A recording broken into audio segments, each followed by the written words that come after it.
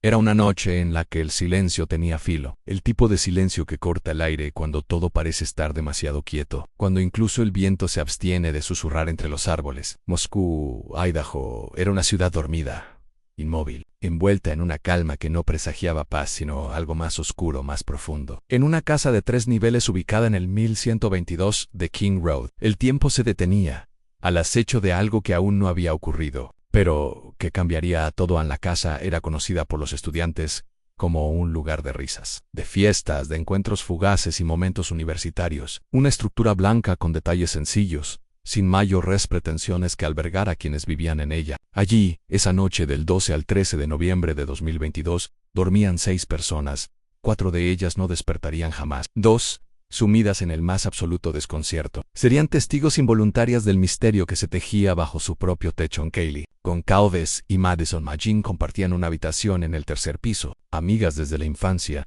Su vínculo era más fuerte que la sangre. Esa noche, después de haber salido a un bar local y haber pasado por un camión de comida callejera, regresaron a casa cerca de las 2 de la madrugada. Rieron en la cocina, revisaron sus teléfonos, compartieron mensajes y luego subieron las escaleras hasta su habitación, sin saber que cada paso que daban era uno más hacia el final. En el 2er piso dormían Zana Kernodle y Ethan Shepan. Zana era compañera de casa y pareja de Ethan. Ellos también habían salido esa noche a una fiesta de la fraternidad Sigma Chi y volvieron a casa poco antes de las 2 de la mañana. No dejaron señales de alarma, ni gritos, ni golpes, nada que alertara a los vecinos. Las luces se apagaron, las puertas se cerraron, y entonces todo se volvió oscuridad.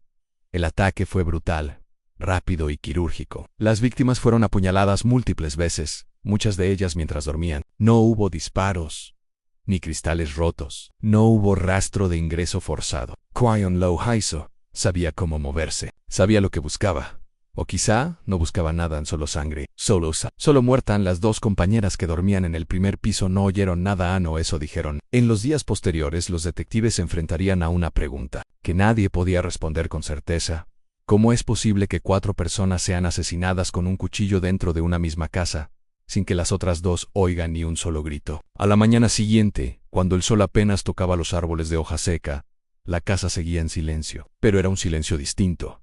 Denso Asfixiant, la compañera de casa que sobrevivió, una joven identificada como Dylan Mortensen, relató que alrededor de las 4:07 de la madrugada, creyó haber oído algo extraño, un susurro.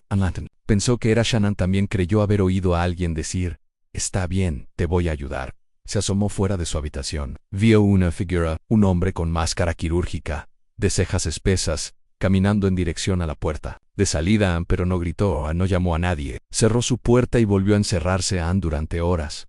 El mundo fuera de esa casa ignoró que algo terrible acababa de ocurrir. No fue sino hasta el mediodía del 13 de noviembre que una llamada al 911 alertó a la policía. La llamada provenía de un teléfono celular.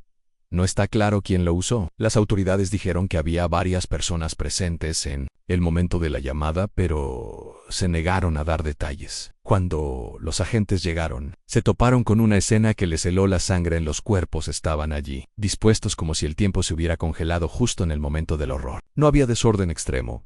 No había mensajes en las paredes, solo sangre, mucha sangre, en las camas, en el suelo, en las sábanas. Las víctimas presentaban múltiples heridas de arma blanca, la mayoría letales. No se encontró el cuchillo. No se hallaron huellas claras. Ninguna cámara captó al atacante. Ningún testigo lo vio entrar ni salir. El jefe de policía de Moscú, James Fry, se mostró consternado en la primera rueda de prensa. «Jamás habíamos visto algo así en nuestra comunidad», dijo con voz temblorosa. El caso de inmediato se convirtió en una pesadilla para los investigadores. No solo por la brutalidad de los hechos, sino por la ausencia de pistas tangibles. Fue un ataque al azar, un crimen pasional, un asesino serial. Los medios de comunicación llegaron como enjambre. Las redes sociales estallaron. Cada foto de las víctimas, cada video, cada conversación pasada, se convirtió en objeto de escrutinio. Pero en medio de toda esa exposición, la verdad seguía oculta, escondida en los pasillos oscuros de esa casa, entre las habitaciones selladas por el horror. El dolor de las familias era indescriptible. Kaylee, Madison, Shanna y Ethan eran jóvenes, con planes, con sueños, con futuros enteros por delante. Las fotos mostraban sonrisas, celebraciones, momentos capturados segundos antes de que todo se apagara. Su ausencia dejó un vacío imposible de llenar. La Universidad de Idaho suspendió actividades. El campus se sumió en el miedo. Los estudiantes abandonaron la ciudad. Los padres exigían respuestas. Pero las respuestas no llegaban. Los investigadores recorrieron el vecindario, revisaron cámaras de seguridad, entrevistaron a decenas de personas. Y sin embargo, cada respuesta abría una nueva pregunta. ¿Por qué no se escucharon gritos? ¿Cómo logró el asesino moverse sin ser visto? ¿Por qué eligió esa casa? ¿Fue una víctima en particular el objetivo? ¿O todas? Mientras tanto, la casa permanecía acordonada, como un espectro silencioso. Las persianas cerradas, las luces apagadas. Dentro, el eco invisible de lo que ocurrió aquella noche seguía latiendo. Algunos vecinos afirmaban sentir una presencia, una energía extra. Otros evitaban pasar por esa calle, como si el lugar tuviera voluntad propia, como si respirara algo que los humanos no pueden ver. En el misterio de esa madrugada, se convirtió en una sombra que envolvía toda la ciudad. Una sombra que no se disipaba con el paso del tiempo, porque algo en la forma en que ocurrió, en el sigilo, en la crueldad, en el control, no encajaba con la idea de un asesino común. Había algo más, algo que aún no tenía nombre, y en ese silencio perpetuo la casa de King Road seguía de pie, como si esperara, como si supiera que la historia apenas comenzaba. La casa del 1122 de King Road permanecía allí, erguida, inmóvil, pero no era una casa viva. Desde aquel día se había convertido en un cascarón, en una estructura congelada en el tiempo, rodeada por el miedo, el desconcierto y una capa invisible de preguntas sin respuesta. A cada paso que daban los investigadores dentro de ella, algo parecía observarlos desde las sombras. No era solo el crimen lo que pesaba sobre esas paredes. Era la ausencia de sentido, la falta de lógica, lo imposible en las primeras 72 horas. Después del descubrimiento de los cuerpos, fueron una danza desordenada de rumores, comunicados imprecisos y un creciente pánico. La policía local, nunca antes enfrentada a una matanza de esta magnitud, intentaba mantener el control, pero sus palabras parecían más dudas que certezas. Dijeron que se trataba de un ataque dirigido, pero no pudieron decir quién era el blanco. Afirmaron que no había riesgo para la comunidad, pero el asesino estaba libre. ¿Cómo podían asegurar algo así sin tener un rostro, sin una confesión, sin un arma? La gente no entendía. Y en ese espacio entre el desconcierto y la incertidumbre, florecieron los susurros. Los padres sacaban a sus hijos del campus. Las tiendas comenzaron a vender gas pimienta y armas personales. En Moscú, donde la tranquilidad era parte del paisaje, se instaló una neblina de paranoia a medida que pasaban los días. Los detectives seguían una línea que parecía deshacerse a cada paso. Entrevistaban vecinos, recolectaban grabaciones de cámaras de seguridad, analizaban el rastro digital de las víctimas. Pero cada puerta abierta parecía conducir a un callejón sin salida. Sin embargo, algo surgió en medio del silencio. Una de las compañeras de casa sobrevivientes, Dylan Mortensen, relató finalmente lo que creyó haber presenciado aquella madrugada. No fue de inmediato. Pasaron días, casi semanas, antes de que esa parte del relato se filtrara. Dylan dijo haber oído ruidos extraños alrededor de las 4 de la mañana. Oyó lo que creyó era el llanto de Zana. Oyó una voz masculina diciendo algo tranquilizador, algo que, a la luz de los hechos, sonaba escalofriante. «Está bien, te voy a ayudar». Pero lo más perturbador fue su última afirmación. Por la puerta de su habitación, Dylan vio una figura, un hombre alto, vestido de negro, con una máscara que cubría parte de su rostro. Caminaba tranquilo por el pasillo hacia la puerta trasera. No la vio a ella, o quizás sí, y no le importó. Ese detalle, esa imagen muda de un asesino que camina con calma entre cadáveres, marcó un punto de inflexión en la investigación. ¿Por qué la dejó vivir? ¿Por qué no mató también a las 2 jóvenes del primer piso? Era una elección, un error. Esa declaración, aunque estremecedora, despertó más preguntas que respuestas. ¿Por qué Dylan no llamó a la policía de inmediato? ¿Por qué esperó hasta mediodía? Los detectives, al ser cuestionados, fueron vagos. La comunidad, por su parte, se dividió entre la compasión y la sospecha. Algunos pensaban que Dylan estaba en estado de shock. Otros, más escépticos, comenzaron a tejer teorías más oscuras. Mientras tanto, el asesino seguía libre. Las redes sociales se convirtieron en un campo minado. Miles de personas en todo el país se sumaron a la investigación desde sus pantallas. Analizaban movimientos, comparaban grabaciones, creaban mapas interactivos, pero esa marea de detectives digitales también comenzó a entorpecer el trabajo real. Se señalaron sospechosos sin pruebas. Se acosó a amigos de las víctimas. Se inventaron motivos, relaciones, traiciones, sin más base que la especulación. Uno de los elementos más misteriosos era la aparente falta de ruidos durante el ataque. Las víctimas fueron apuñaladas, algunas mientras dormían, otras posiblemente. Desbia, Shanna Kernodal, según revelaron fuentes forenses, tenía heridas defensivas. Había luchado. Quizás fue la única que vio al asesino directamente. Su novio, Ethan, también fue encontrado en la misma habitación. Se presume que fue asesinado primero, tal vez sin despertarse del todo. Pero Shanna, ella se movió un punto, se defendió, luchó y sin embargo, nadie oyó nada. La policía recogió cientos de pruebas en la escena. Se llevaron colchones, sábanas, restos biológicos. Buscaron huellas, rastros, fibras. También se enfocaron en los teléfonos de las víctimas. ¿Habían recibido mensajes sospechosos? ¿Se habían sentido seguidas? ¿Había algún patrón? Los registros mostraban conversaciones normales, fotos y planes para el futuro. Nadie parecía anticipar lo que estaba por suceder. A los días se convirtieron en semanas. La presión era abrumadora. El FBI se unió a la investigación. Los periodistas acampaban fuera de la casa día y noche, pero el caso parecía un rompecabezas. Sin Borden no había arma, no había testigos confiables, no había móviles aparentes, solo cadáveres, sangre y un rastro que desaparecía en el aire helado de la madrugada. Entonces, algo comenzó a dibujarse. Una cámara de seguridad, ubicada a varias cuadras de la casa, captó un coche blanco, un Hyundai Elantra modelo entre 2011 y 2013, aparecía en varios registros, pasando por la zona una y otra vez durante la madrugada del 13 de noviembre. Esa pieza, tan pequeña como decisiva, encendió la chispa de una nueva línea investigativa. La policía emitió un comunicado público. Pedían ayuda para identificar al dueño de ese vehículo. El impacto fue inmediato. En cuestión de horas, miles de usuarios comenzaron a buscar coincidencia. Foros enteros se dedicaron a rastrear Hyundais blancos en la zona. Algunos llegaron a publicar direcciones, fotos de conductores, incluso matrículas. Lo que empezó como una ayuda pronto se convirtió en una cacería. Personas inocentes fueron acosadas, amenazadas. Varios estudiantes que poseían vehículos similares denunciaron haber recibido mensajes de odio. Un hombre, cuya hija tenía un Hyundai blanco, fue fotografiado sin su permiso mientras salía de su casa. La frontera entre colaboración y paranoia. Seidel Wayne's Caos, el asesino seguía siendo solo una silueta en la oscuridad.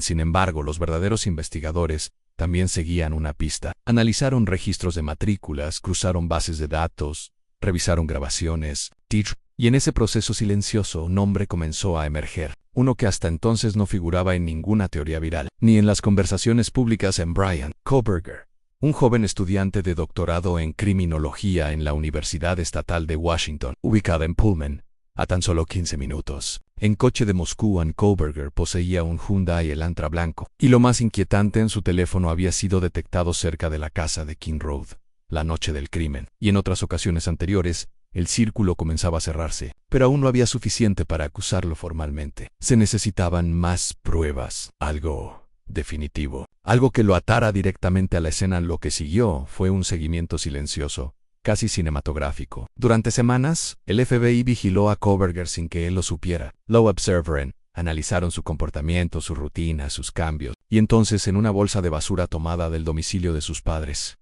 en Pensilvania, encontraron algo que heló la sangre de los investigadores: un ADN en un perfil genético parcial que coincidía con el de un hombre. El mismo ADN encontrado en una funda de cuchillo dejada junto a una de las víctimas en la cama. El mismo cuchillo que jamás apareció. En lo demás, sería cuestión de tiempo. A finales de diciembre de 2022, mientras los días se acortaban y las sombras parecían alargarse más allá de lo natural, las autoridades hicieron su jugada más silenciosa y letal. El 30 de diciembre, en una madrugada helada, agentes del FBI irrumpieron con precisión quirúrgica en una residencia en Albrightsville, Pensilvania. Allí, en casa de sus padres, dormía Brian Kohberger. No opuso resistencia. Lo esposaron, lo sacaron bajo la nieve y lo colocaron en una patrulla, sin que nadie en el vecindario entendiera aún el verdadero peso de lo que acababa de ocurrir. Lo trasladaron bajo estricta vigilancia, su rostro inexpresivo, su cabeza ligeramente agachada, su cuerpo rígido. No parecía tener miedo. Algunos dirían después que su mirada no reflejaba sorpresa, sino como si ya hubiera anticipado este momento. Las autoridades revelaron públicamente su nombre horas más tarde. Y con eso, el caso dio un giro tan abrupto como perturbador. El asesino de las 4 víctimas de la Universidad de Idaho, decían, No era un desconocido cualquiera. Era un estudiante de doctorado en criminología, de apenas 28 años. Alguien que no solo estudiaba el comportamiento criminal, sino que, quizá, lo encarnaba en su forma más cruda. Brian Kohberger era un sujeto peculiar, con un historial académico impecable. Se había graduado en justicia penal, estudiaba patrones delictivos y había participado activamente en foros sobre asesinos seriales. Incluso había publicado un formulario en línea para recopilar información sobre emociones y pensamientos de delincuentes. Decía que su interés era académico o científico, pero al revisar su red de actividades digitales, los investigadores hallaron algo más en rastros de obsesión, patrones de vigilancia, búsquedas inquietantes y, más importante aún, movimientos de los datos de geolocalización de su teléfono celular pintaban un mapa tan escalofriante como preciso. Suits había sido detectado en la zona de King Road, no solo la madrugada del crimen, sino en al menos una docena de ocasiones previas, fechas aleatorias, horas variables, pero siempre cerca de la casa donde vivían las víctimas. Como un lobo rondando su presa antes del ataque, la policía no lo anunció de inmediato, pero los registros eran claros. Kohberger había estado estudiando la rutina de la casa, observando, aprendiendo en silencio, en las sombras, y aquella noche del 13 de noviembre. Finalmente había entrado pero aún con estos indicios, los investigadores sabían que el caso debía ser hermético. Lo que ayudaba a la investigación también podía herirla. Si se filtraban pruebas clave, si la narrativa se contaminaba, el juicio podría tambalear. El ADN hallado en la funda de cuchillo era una pieza fundamental, pero no era suficiente por sí sola. Aún no había confesión, aún no había arma, y más inquietante, aún no había motivo. En el Hyundai Elantra registrado a nombre de Kohberger fue localizado. En su interior no se hallaron rastros directos de sangre o armas, pero el vehículo coincidía exactamente con aquel grabado por las cámaras circulando cerca de la escena del crimen esa noche fatídica. Incluso se identificó que el conductor apagó su teléfono momentos antes del asesinato, para luego encenderlo de nuevo horas después, en una zona rural no muy lejos, como si supiera exactamente cómo desaparecer en la noche. ¿Era eso inteligencia o planificación? A medida que se filtraban estos detalles, la comunidad reaccionaba con una mezcla de incredulidad y miedo renovado. Algunos lo recordaban de la universidad Anserion, distante en educado, pero con una mirada que rara vez parpadeaba. Otros lo describían como un joven obsesionado con entender por qué la gente mataba, como si el acto de estudiar el mal fuera apenas una antesala para sentirlo desde adentro. Pero el hallazgo más escalofriante aún no se había revelado en el registro de sus búsquedas digitales. Los investigadores encontraron que Kohberger había buscado noticias del crimen repetidamente. Horas, días, semanas después del asesinato, revisaba foros, analizaba cada teoría conspirativa, leía comentarios, revisaba mapas, no como un ciudadano horrorizado, sino como un autor releyendo su obra en silencio. Y entonces surgió una pregunta que atravesó la mente de todos. ¿Era este asesinato una forma de estudio, un experimento macabro para entender cómo reacciona el sistema ante lo inexplicable, un ejercicio personal de poder o una necesidad más oscura? El arresto ayudó sin duda al caso. Le dio forma, le dio un nombre a una cara, pero también lo complicó, porque cuanto más se conocía sobre Kohberger, más preguntas emergían. Desde las profundidades durante su traslado a Idaho, su comportamiento fue inquietantemente calmado. No habló, no lloró, no expresó temor. Observaba, medía, calculaba como si el juicio, las pruebas, los fiscales fueran solo nuevas variables en un experimento que aún no había terminado. En el 5 de enero de 2023, fue presentado formalmente ante la corte del condado de Lata, vestido con uniforme naranja, rodeado de oficiales armados. Levantó la mirada ante el juez. Sus palabras fueron pocas, neutras. Negó los cargos, no ofreció declaraciones, pero la sala entera pareció sentir que algo más profundo palpitaba bajo su superficie, como si su silencio fuera apenas una capa que ocultaba algo abismal. Las familias de las víctimas observaban desde la primera fila, sin lágrimas, sin gritos, solo la mirada fija en ese rostro que, hasta ese momento, era solo una sombra sin nombre, el rostro de quien, según la fiscalía, había arrebatado 4 vidas en menos de 20 minutos, y luego había conducido de vuelta a casa como si nada hubiese ocurrido. La prensa esperaba una confesión, una justificación, algo que diera sentido a todo, pero no legó. Kohberger permaneció en silencio. Su defensa alegó inocencia, que la evidencia era circunstancial, que el ADN podía haber sido transferido, que los registros digitales no eran concluyentes, y así, la línea que separaba la certeza de la duda volvió a desdibujarse. El caso continuó, Nuevas audiencias se programaron. La fiscalía trabajaba para construir una narrativa sólida, pero cada paso era delicado. El menor error, la filtración más mínima, podía herir irremediablemente el proceso judicial, y al fondo de todo, una pregunta seguía latiendo, como un tambor sordo bajo la tierra. ¿Por qué? ¿Por qué ellos? ¿Por qué esa casa? ¿Por qué ese día? No había evidencia de que Kohberger conociera personalmente a las víctimas. No compartían clases, amigos, ni círculos sociales, ninguna interacción digital, ninguna amenaza previa. Y sin embargo, él había estado allí, había observado, había actuado fríamente, silenciosamente, mortalmente.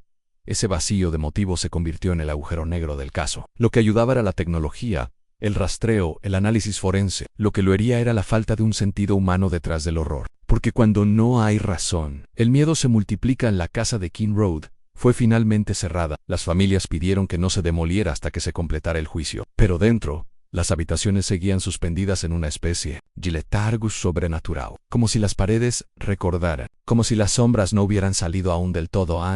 Y así, el rostro de Bryan Kohberger se convirtió en un símbolo del misterio moderno. No un monstruo grotesco, no un lunático errante, sino un hombre con estudios, con libros, con palabras, penal, y tal vez con una oscuridad que nadie supo ver a tiempo, porque a veces el verdadero terror no está en lo desconocido, está en lo que creemos conocer.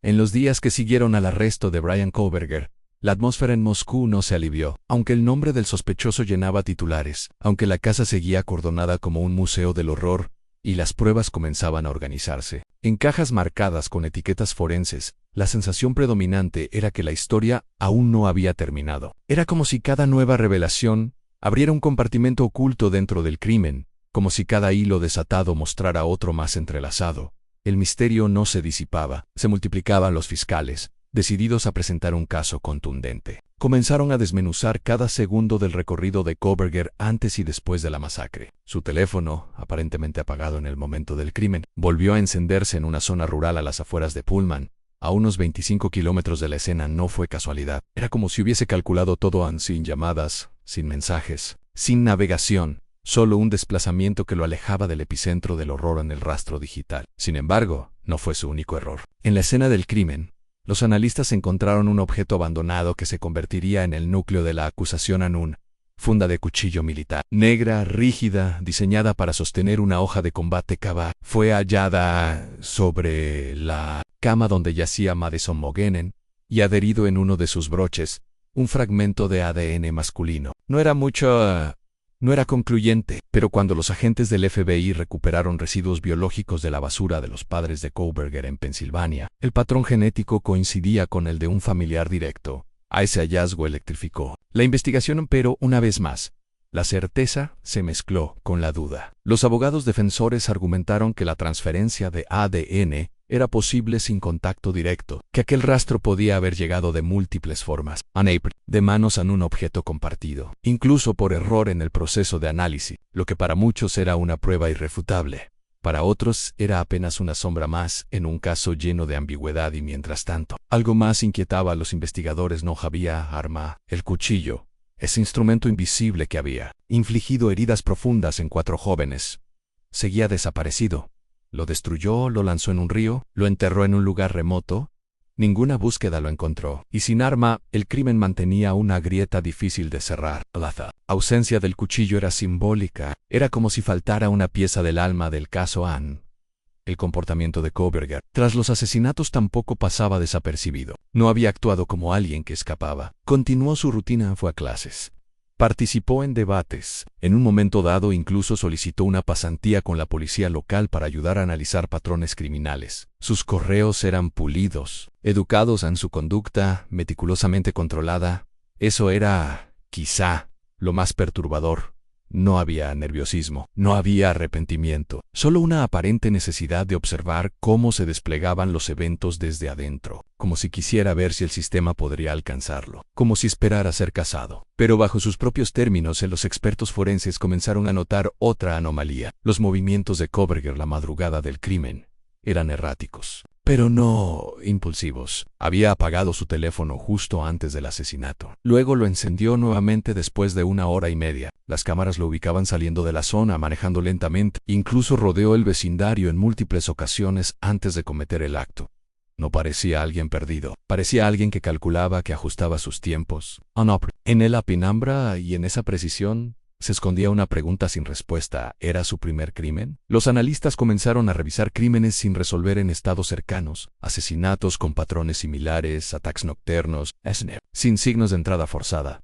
Algunos casos coincidían, otros no. Pero lo cierto es que, si Kohberger había planeado ese crimen como su primer acto, había demostrado un control inquietante. Demasiado cuidado, demasiado conocimiento. Como si lo hubiese ensayado una y otra vez, no solo en su mente, sino también en papel, en libros, en simulaciones. Lo que ayudaba al caso, sin lugar a dudas, era la cantidad de pruebas tecnológicas, el ADN, las cámaras, la geolocalización, los datos de tráfico del vehículo, los análisis del teléfono. Cada uno sumaba una capa de contexto, pero lo que lo hería era igual de poderoso en la falta de un móvil, en el vacío emocional.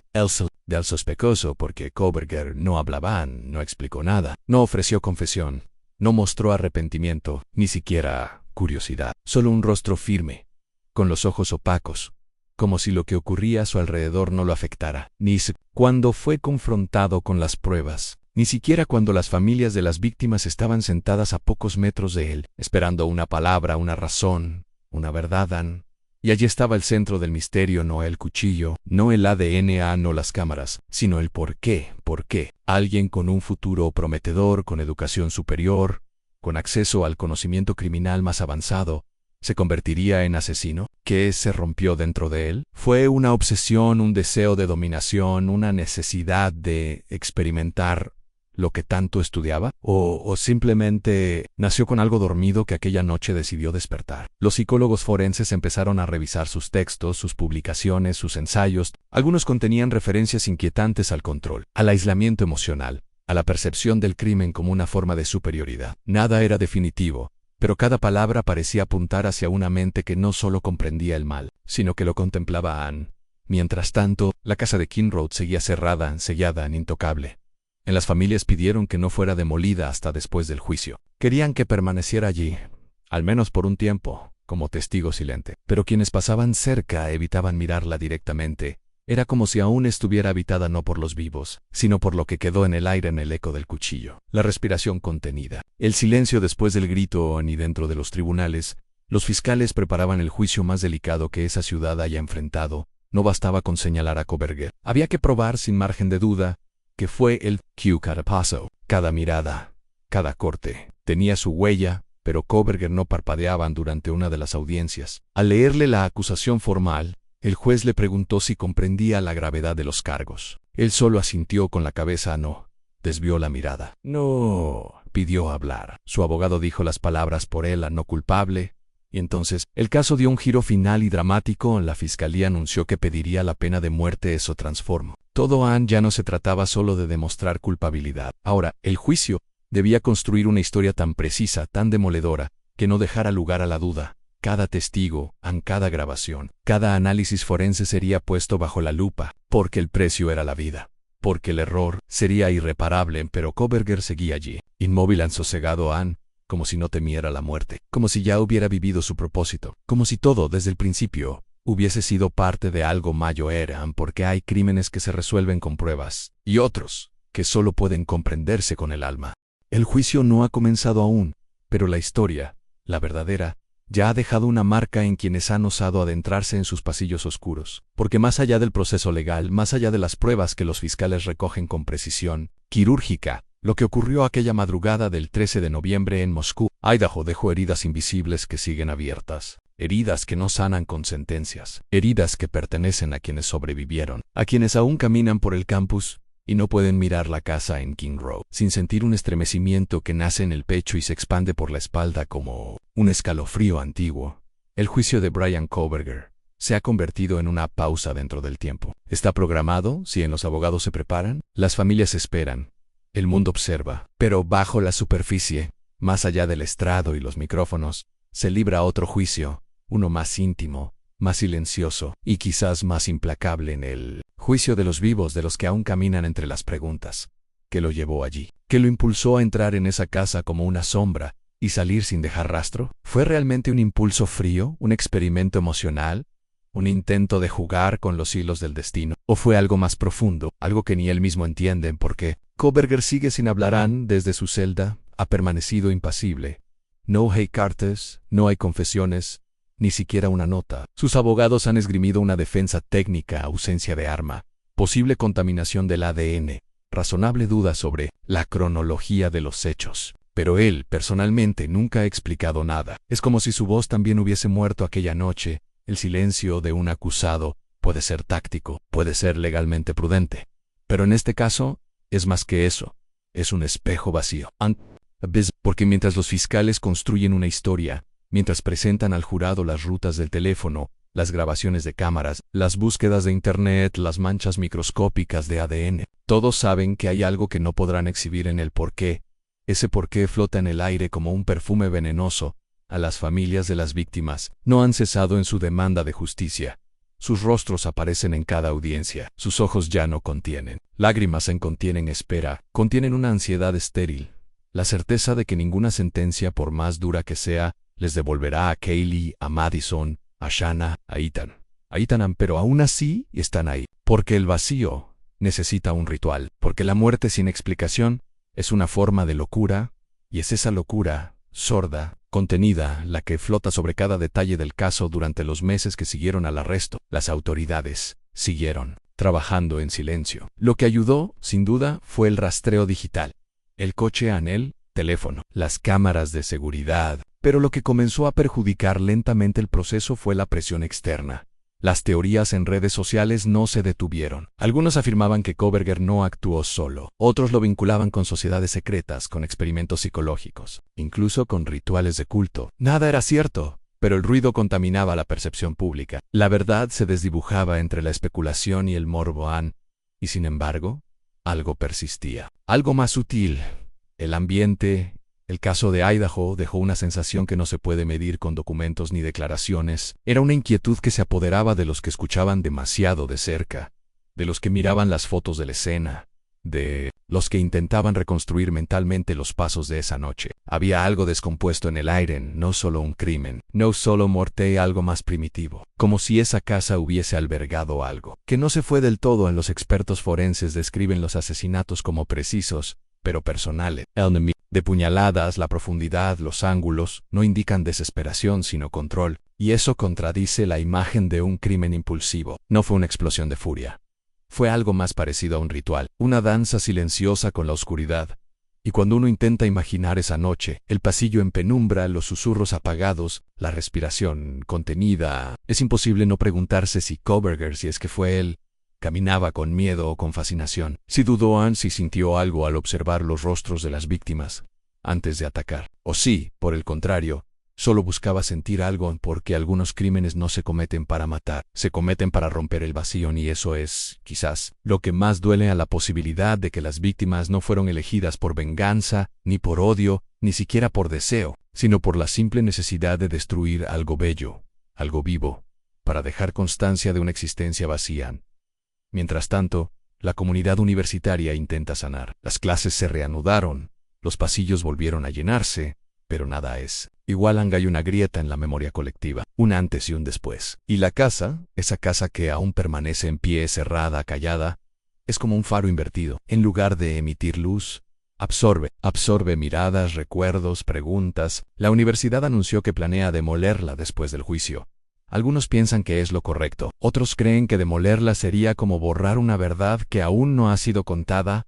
El proceso judicial sigue su curso. El jurado será seleccionado con sumo cuidado. Las pruebas serán presentadas en secuencia. Los peritos hablarán con frialdad. Las fechas serán pronunciadas. Las gráficas digitales brillarán en pantallas frente a los 12 que tendrán que decidir. Pero nadie podrá mostrar el momento exacto en que el alma del asesino decidió cruzar la línea. Es en ese punto donde el caso se vuelve eterno, porque, al final, todo se resume a una noche en la que 4 jóvenes fueron asesinados brutalmente, sin aviso, sin misericordia, a una casa que dejó de ser hogar para volverse símbolo, a un nombre, Koberger, que aún está envuelto en silencio, a un cuchillo que nunca fue hallado, a un motivo que tal vez nunca será revelado. A lo que ayudó al caso fue la ciencia. Lo que lo lastimó fue el tiempo, porque con cada día que pasa los recuerdos se contaminan. Los testigos dudan, la certeza se vuelve frágil. Y si bien la tecnología puede contar parte de la historia, el alma humana sigue siendo un enigma, y allí en ese enigma permanece el verdadero misterio, porque este caso no es solo sobre culpabilidad.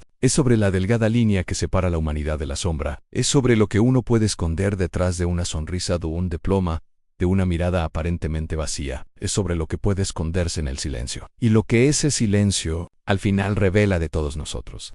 La audiencia final estaba a punto de comenzar. Las luces en la sala del tribunal eran tenues, y el aire parecía más pesado de lo habitual, como si las paredes también escucharan. Las familias de Kaylee, Madison, Shanna y Ethan ocupaban sus asientos con el cuerpo erguido pero el alma quebrada. En el banquillo, Bryan Kohberger mantenía la mirada fija en un punto invisible, como si aún estuviera atrapado en el pasillo oscuro de aquella casa en King Road. El juez pidió silencio. La sentencia estaba por dictarse. La fiscalía había expuesto cada fragmento en el ADN en la funda del cuchillo, los registros telefónicos, las grabaciones de cámaras, los rastros digitales, la ausencia de un motivo humano, el vacío emocional. La defensa, por su parte, intentó sembrar la duda, la posibilidad del error, la fragilidad de la certeza. Pero al final, lo que quedó flotando en la sala no fue una prueba, ni una palabra, sino una sombra. Cuando el jurado anunció su veredicto, no hubo suspiros, tan solo un silencio aún más profundo que antes. Culpable, dijeron.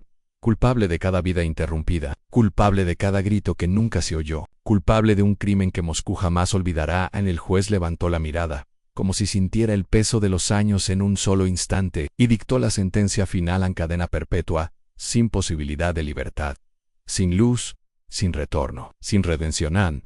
Pero, mientras el acusado era escoltado fuera de la sala, algo extraño ocurrió. Volvió la cabeza una sola vez, y en ese breve giro, sonrió. No era una sonrisa amplia ni evidente, era apenas un trazo en el rostro, una mueca silenciosa que decía, nunca sabrán por qué, y así terminó todo, sin aplausos, sin alivio, solo un eco, porque algunos crímenes no terminan con una sentencia. Algunos viven para siempre en el lugar donde se cometieron, en las miradas que dejaron de brillar, en las preguntas que nunca tendrán respuesta, y en las noches, cuando el viento sopla entre los árboles de Moscú, aún puede oírse algo en la bruma, en el susurro de un cuchillo sin rostro, la respiración contenida de una ciudad herida, y el eterno murmullo de una casa que nunca volverá a dormir.